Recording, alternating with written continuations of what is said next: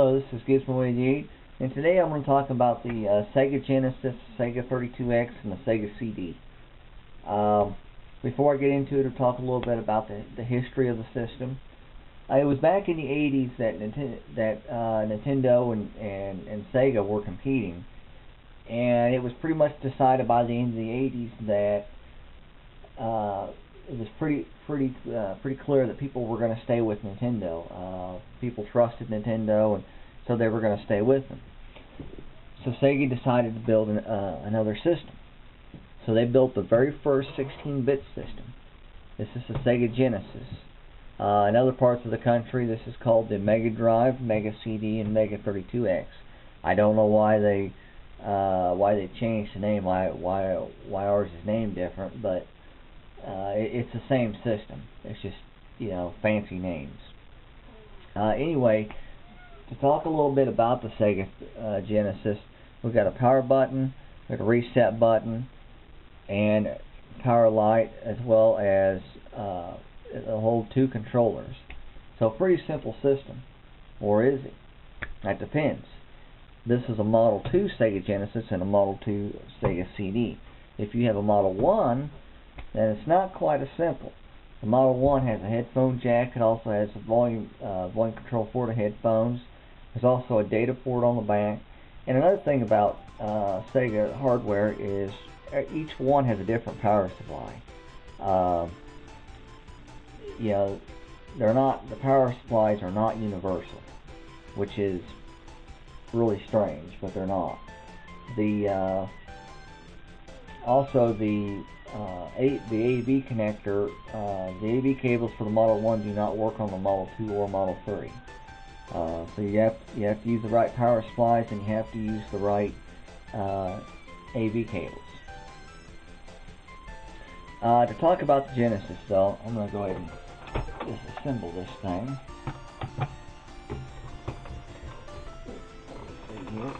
There we go. Okay. This is the Sega Genesis. Pretty simple. It's cartridge based. It says Sega. Power button, reset. There's the power light. There's the power button. Look at the back. Basically, it's got 2 ports. There's power, and then there's the AV out, and that's just a little hole. Look at the bottom. If you got a Sega CD, then you'll put shielding on it. There's a shield. There's also a shield. There's part of a shield there and there. And if you look in the end here, you'll see there's another shield, and then here's your pin connector for your Sega CD, because it actually uses the pins to connect. Basically, that's it. You got the two controller ports. Technically, there's not much to it, but that's pretty much it for the Sega Genesis. When putting a game in the Sega Genesis, this is a standard Sega Genesis game. They're pretty rounded. You just set your put your Genesis there. You just take your game and you just firmly put it in there. You don't have to pound on it or nothing like that, and then you would just press your power button. When you plug your controller in, press your power button, turn it on, and you're ready to play. And it's pretty much that simple. And take the game out, you just pull it out, and they pretty much pop right out. And if you look at the back of them, they got a little grip thing there. Myself, I prefer not to use them though, because they can damage the label and stuff like that. And it's also important to keep your connector clean. That's pretty much it for the Genesis. The Genesis has a 16-bit channel and an 8-bit channel. So it's not full 16-bit sound, but the graphics are full 16. This is the Sega CD or Mega CD in different parts of the country. Basically, there's not much to this. It has an access light, and then if we camera there, we have an open button, basically to turn it, so you can see it there. It says Sega CD, and then this is obviously where the Genesis sits on it. It does not work without the Genesis or Mega Drive. It has to have one or the other as the control unit. Basically, as for putting games and stuff in it, you just press down on that, it pops open. And then of course this is a Sega CD game. And Sega CD games are pretty simple, I mean pretty plain, most of them.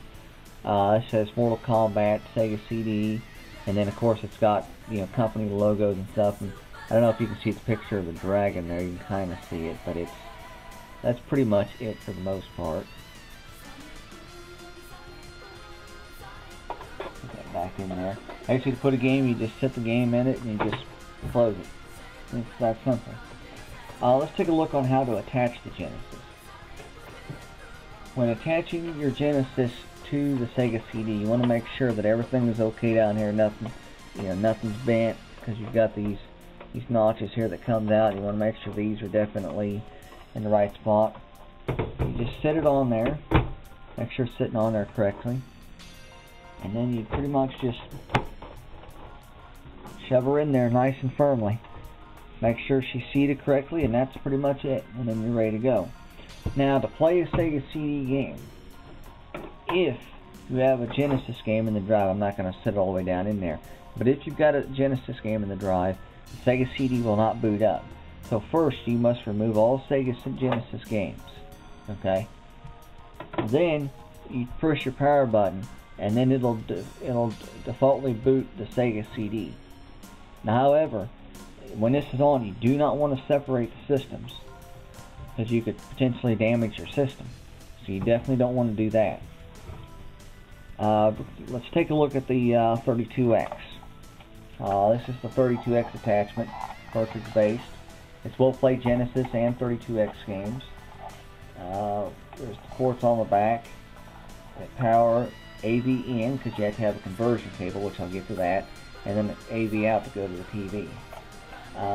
And it's a pin. Basically, to connect this thing, it's pretty simple. Basically, you just sit it on there, fasten it in, and then it's in place. Now, turn the system around.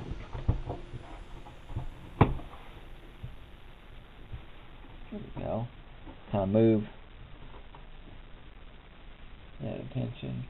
And I thought I had some kind of a light. Let me see here. That don't do much.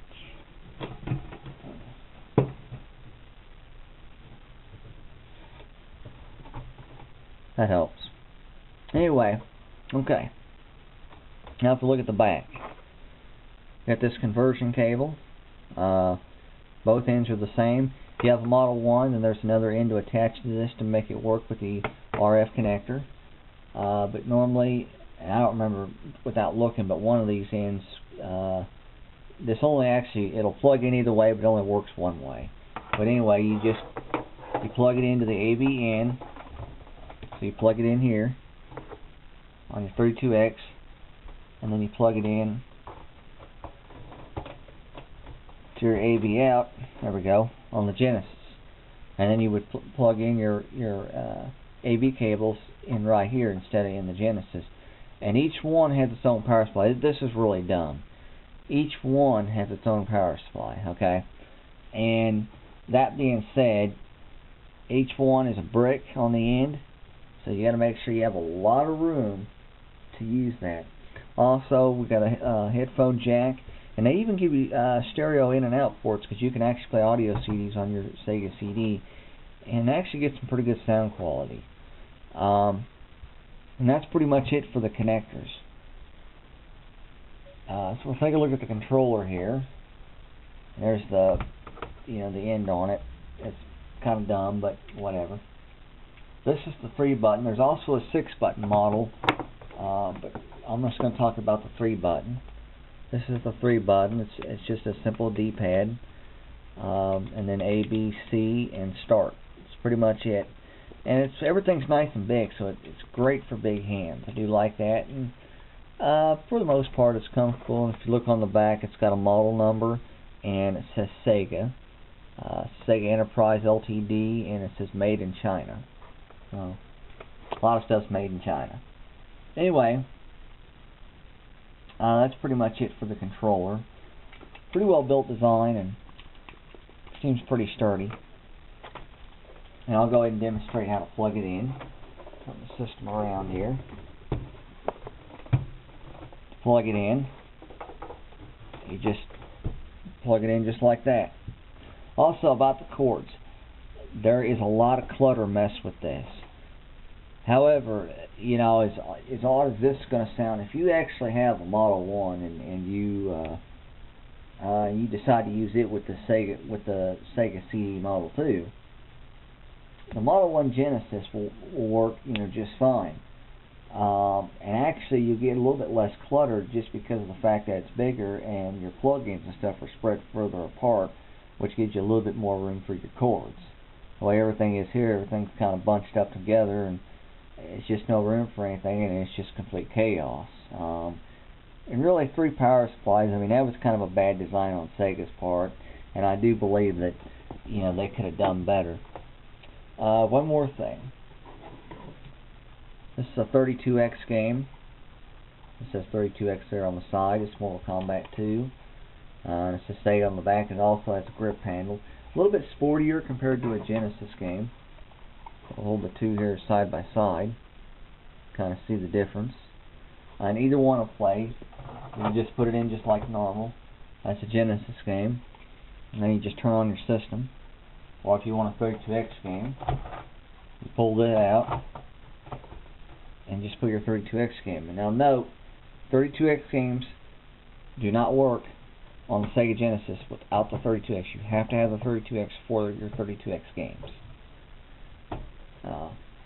Anyway, this concludes the review of the Sega CD, Sega 32X, and Sega Genesis, otherwise known as Mega Drive, Mega CD, and Mega 32X in other parts of the country. Thanks for tuning in. Thank you. And please subscribe.